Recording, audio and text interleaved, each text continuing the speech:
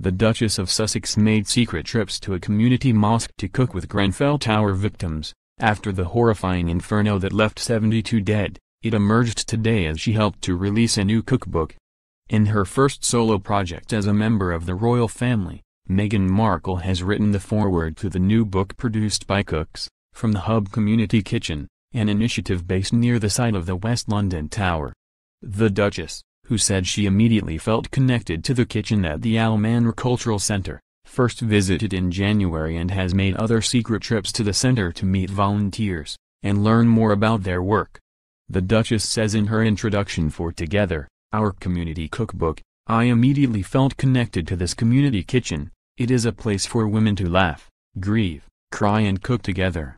Melding cultural identities under a shared roof, it creates a space to feel a sense of normalcy, in its simplest form, the universal need to connect, nurture, and commune through food, through crisis or joy, something we can all relate to.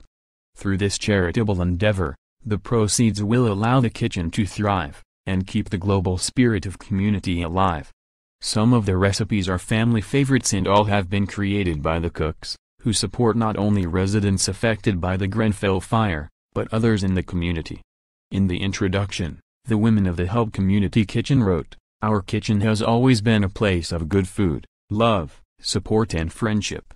We cook the recipes we've grown up with, there's no stress, and the recipes always work because they have been made so many times, it's proper comfort food. Swapping family recipes and moments of laughter gave us a sense of normality and home. We named ourselves the Hubb Community Kitchen to celebrate the thing that we all feel every time we meet." Hubb means love in Arabic. Meghan helped put the group in touch with a publisher, and her royal foundation provided assistance with legal and administrative issues. One of the contributors to the book, Munira Mahmood, said she and her friends had approached Al Manor to ask if they could use the kitchen there, and the Hubb project arose out of it. "Last summer, we were placed in a hotel and I had no kitchen to cook for my family," Ms. Mahmood wrote. "It was very emotional for me to get in the kitchen. The moment I started cooking I was in tears. I didn't know why though. I was just excited to be back in the kitchen again. Word started to spread, the mums from my son's school came along and they told their friends, too.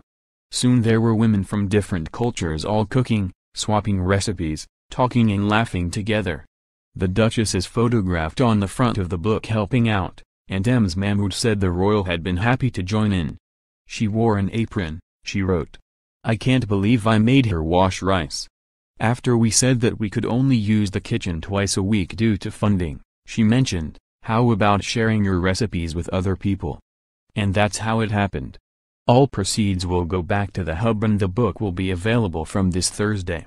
Baroness Rebecca DBE, chair of Penguin Random House, said, "We were instantly caught up by the extraordinary vision for this project, with the women of the Hubb Community Kitchen. Every woman who has contributed a recipe to this book has also contributed a fragment of their lives and memories.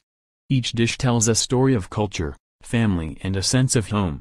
But most of all together is in homage to life and friendship, and we hope it will act as a symbol to all communities, and encourage cooking together for life and joy." The dishes described in the book are the women's own personal recipes from across Europe, the Middle East, North Africa and the Eastern Mediterranean. The Royal Foundation is administering the transfer of funds from the sale of the book to the Hubb Community Kitchen and related projects. Last week it was revealed that more than 1,200 people traumatized by the Grenfell fire received mental health treatment in the year after the blaze, according to figures from Central and Northwest London National Health Service Trust. Another 126 patients with long-term mental health problems had their conditions worsened by the blaze in North Kensington on June 14 last year, which claimed the lives of 72 people.